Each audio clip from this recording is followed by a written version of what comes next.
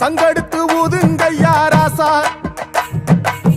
சந்தனத்தை எடுத்துக்கிட்டு ராசா, நம்ம உருசன திரட்டி வையே ராசா.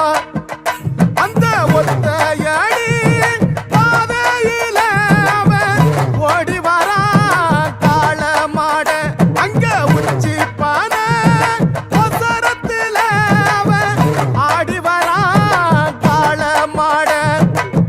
கொம்பு ரெண்டு குறு குறுக்க, கண்ணு ரெண்டு தீப்பிடிக்க, அழுகாலு பாச்சலில பாடி வரான்